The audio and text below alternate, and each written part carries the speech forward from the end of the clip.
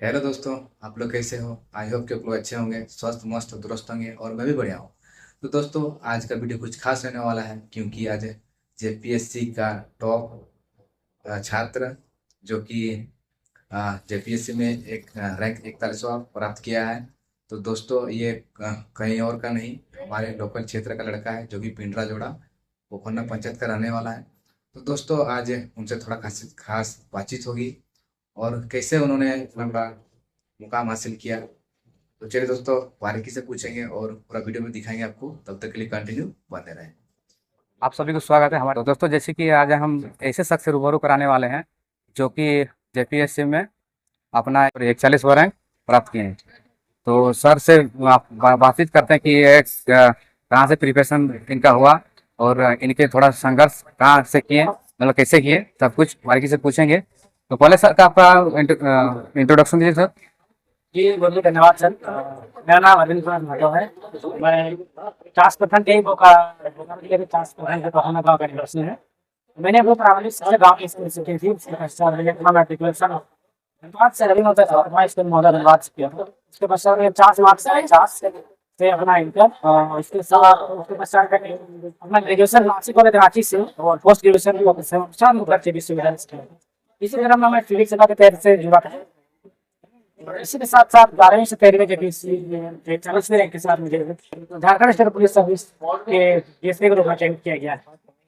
Sir आपको मतलब कि आप क्या सोचे थे कि नहीं हम जेपीएससी का ही तैयारी करेंगे? जी बिल्कुल। आपका मन में कैसे आया कि नहीं हम जेपीएससी ही करें?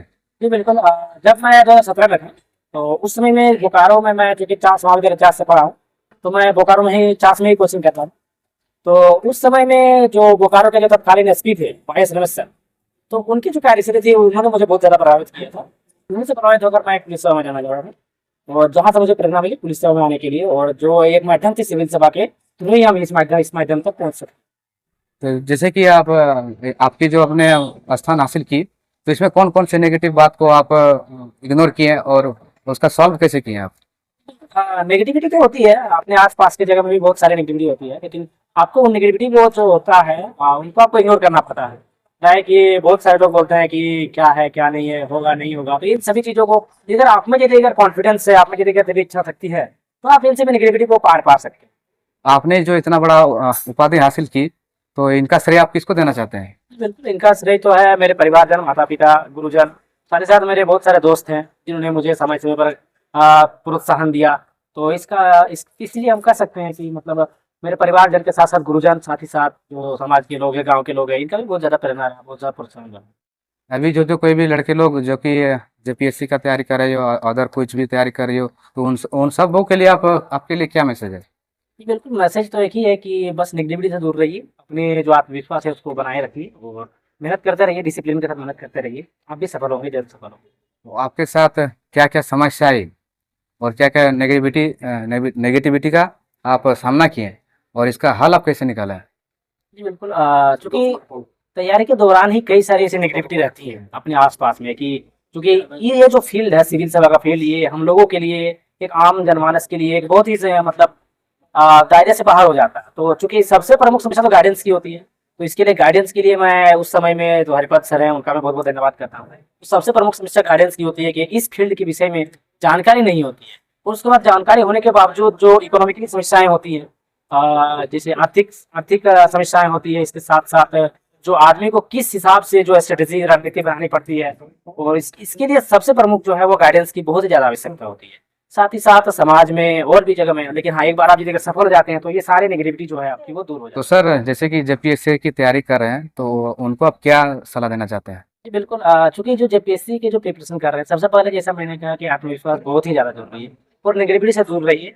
और इसी क्रम में चूंकि जेपीएससी में जो होते हैं वो 4 पेपर जीएस के होते हैं और एक पेपर लैंग्वेज पेपर होता है जो आपको चूज करना पड़ता है, और एक जो इंग्लिश और हिंदी पहला पेपर है वो आपको क्वालिफाइंग है। तो जैसा लैंग्वेज पेपर जो है बहुत सारे लोग खोटा रखते हैं, लेकिन मैंने कुरमाली लगा था, क्योंकि मेरी मातृभाषा कुरमाली थी, तो मैंने कुरमाली लगा था। तो सर, जैसे कि सर ज़्यादातर फोकस कौन सा सब्जेक्ट में करेंगे? ज्यादातर फोकस से उसके बाद जैसे मैंने बताया लैंग्वेज पेपर एक होता है ना, जो आप अपने अकॉर्डिंग आपको जिसमें सुलभ हो उसको आप रख सकते हैं। जैसे आपकी मातृभाषा ठोठा, आप ठोठा रख सकते हैं, कुरमाली है कुरमाली रख सकते हैं, बाकी अन्य सभी जो क्षेत्रीय भाषाएं वो आप रख सकते हैं।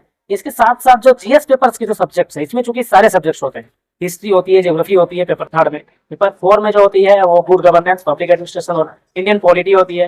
पेपर 5 में इंडियन इकोनॉमी एंड ग्लोबलाइजेशन होती है। और इसके साथ जो अंतिम पेपर है उसमें साइंस टेक या फिजिकल जो साइंस, इसके साथ साथ बायोलॉजी, ये सब, एग्रीकल्चर साइंस, ये सब होती है। तो कुल मिलाकर आपको सभी क्षेत्र में जो है मतलब सामान्य जानकारी रखनी होगी।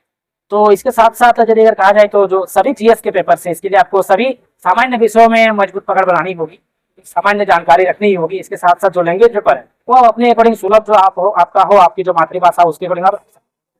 सर जैसे कि आपने जेपीएससी में टॉप 41वां रैंक प्राप्त किए हैं, सर आपको कैसा फील हो रहा है? नहीं, बिल्कुल, ये तो बिल्कुल एक गौरवान्वित वाला विषय है सभी के लिए, हमारे परिवार के लिए, गुरुजन के लिए, हमारे गाँव के लिए।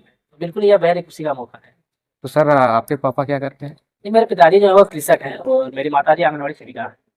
दोस्तों सर से बातचीत करके बहुत ही अच्छा लगा, क्योंकि हमारे गौरव की बात है जो कि हमारे लोकल क्षेत्र के हुए हैं और अपना इतना बड़ा उपाधि मिला इनको, जो कि मेहनत। तो चलिए दोस्तों, बहुत बहुत धन्यवाद सर को, समय दिया। और बहुत बहुत धन्यवाद सर को जो कि आज हमारे बीच आए और हमारे जो कि कुछ प्रोग्राम रखे थे तो उनका भी उनमें पार्टिसिपेट किए। तो सर को बहुत बहुत धन्यवाद। धन्यवाद। Thank you sir. Thank you.